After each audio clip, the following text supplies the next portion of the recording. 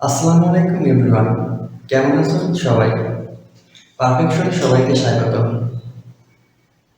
তো আজকে আমি দেখাবো ইন্টারোগেটিভ সেন্টেন্স কিভাবে তৈরি করতে হয় তার দ্বিতীয় পদ্ধতি।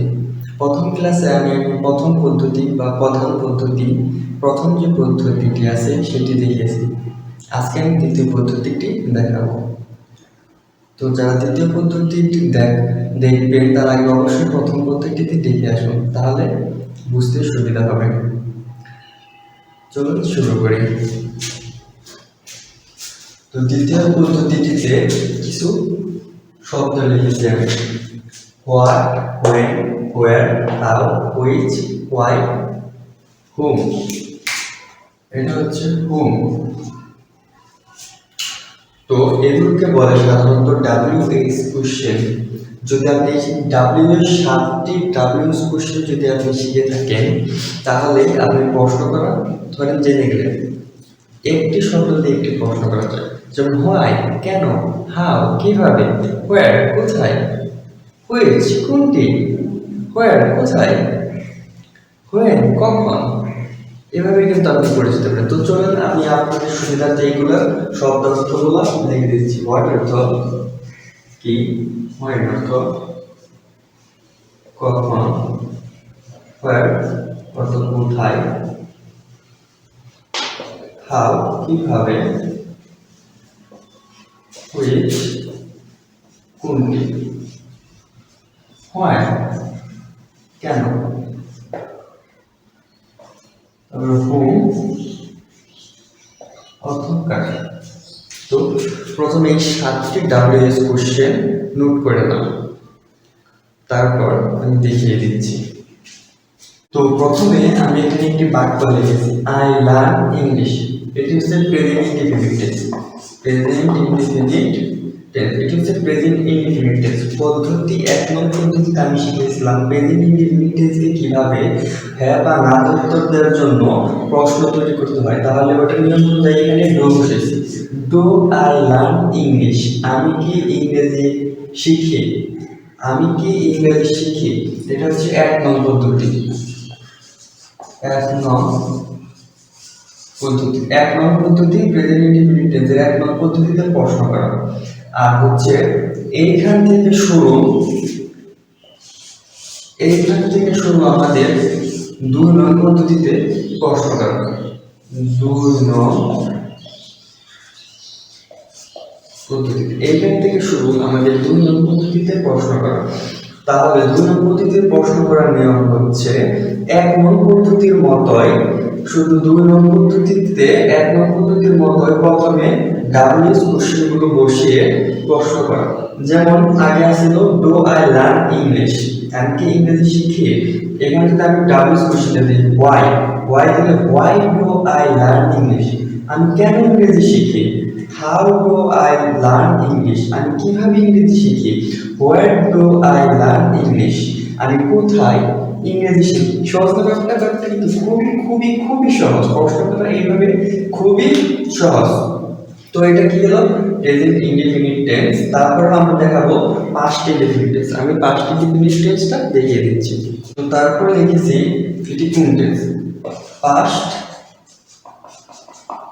Indefinite tense. Past indefinite tense আছে লিখেছি হি ওয়েন্ট দেয়ার, সে সেখানে গিয়েছিল। প্রথম পদ্ধতি অনুসারে ডিড বসেছে, এটা হচ্ছে প্রথম পদ্ধতি।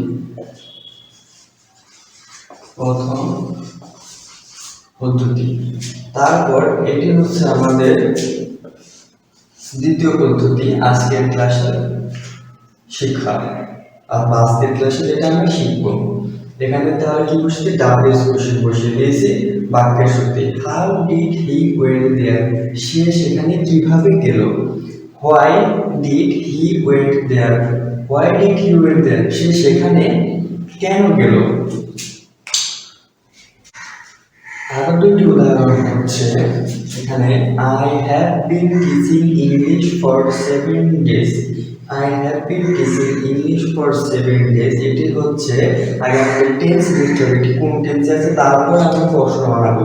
তো এটি আছে প্রেজেন্ট পারফেক্ট কন্টিনিউয়াস টেন্স। তো একে আগে প্রথমে 1 নং পদ্ধতি অনুসারে কিভাবে প্রশ্ন বানাবো, প্রথমে বসাবো কি, এটা আগে আনবো হ্যাভ, তারপর বাকিটা লিখে দেবো হ্যাভ আই বিন, তারপরে লিখে দিলাম have I been teaching English for 7 days, আমি কি 7 দিন যাবত বা 7 দিন ধরে ইংরেজি পড়াচ্ছি।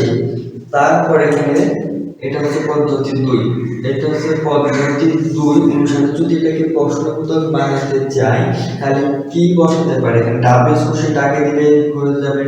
তারপর যদি হাউ বা হোয়াই বা হোয়ার, যদি where have I been teaching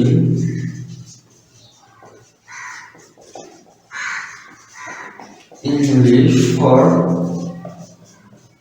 7 days, আমি কেন 7 দিন যাবত বা 7 দিন ধরে ইংরেজি পড়াচ্ছি, আমি কোথায় 7 দিন ধরে ইংরেজি পড়াচ্ছি। তার মানে প্রধান হচ্ছে she was coming for you, সে তোমার জন্য আসতেছিল। তারপর যদি এখানে যদি দিতে পারি she আছে থার্ড পারসন সিঙ্গুলার নাম্বার, তাহলে একে প্রশ্ন করার জন্য আমরা কি বসাতে পারি, ওয়াশটা সামনে আনতে পারি, wash she coming for you, সে কি তোমার জন্য এখানে আসতেছিল। এখানে প্রশ্নবোধক হবে, প্রশ্নবোধক ছেলে সবসময় বাক্যের শেষে প্রশ্নবোধক চিহ্ন হবে। তারপর আছে এটা কি 1 নং পদ্ধতি, এটা আমাদের প্রশ্ন করার 1 নং পদ্ধতি, যার উত্তর আমরা হ্যাঁ বা না দিয়ে দিতে পারি। আর এটা হচ্ছে প্রশ্ন করার 2 নং পদ্ধতি, যা আমাদের আজকে ক্লাসের বিষয়।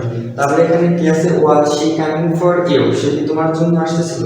আমি যদি এখানে দিই was she coming for you, সে তোমার জন্য এখানে কেন আসতেছিল। তাহলে মোটামুটি আমরা এই পদ্ধতিগুলা মোটামুটি আমরা বুঝলাম।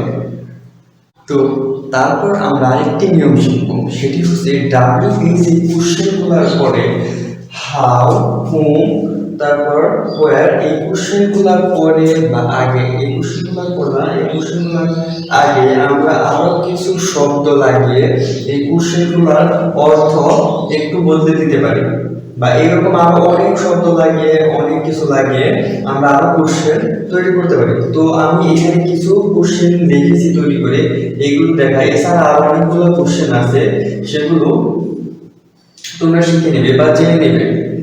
তো এখানে প্রথমে লিখেছি হাউ মাচ, হাউ মাচ শব্দটি হচ্ছে কতটুকু, how much do you know me, তুমি আমাকে কতটুকু চেনো। তারপর হাউ অফেন কতবার, how often do you come here, তুমি এখানে কতবার আসো। তারপর ফর হোয়াট কিসের জন্য, for what are you going, এখানে কি বলবে, ফর হোয়াট এর পরে 1 নং নিয়ম, 1 নং পদ্ধতি নিয়ম অনুযায়ী আর আগে বসবে, তারপর ইউ বসবে। For what are you going, তুমি কিসের জন্য যাচ্ছ। তারপর হুম কাকে, হুম ডু ইউ নো, তুমি কাকে চেনো। তারপর উইথ হুম, যদি উইথ বসায় তাহলে কার সাথে, উইথ হুম আর ইউ নাও, তুমি এখন কার সাথে আছো। তারপর ফ্রম হোয়ার কোথা হতে, from where are you coming, তুমি কোথা হতে আসতেছো। তারপর হুজ কার, যদি হুজ শার্ট ইজ দিস, এটি কার শার্ট। তো এইভাবে প্রশ্ন তৈরি করা যায়। তো আজকে এই পর্যন্তই, সবাই ভালো থেকো, সুস্থ থেকো, পাঠ্যক্রমের সাথে থাকার জন্য ধন্যবাদ।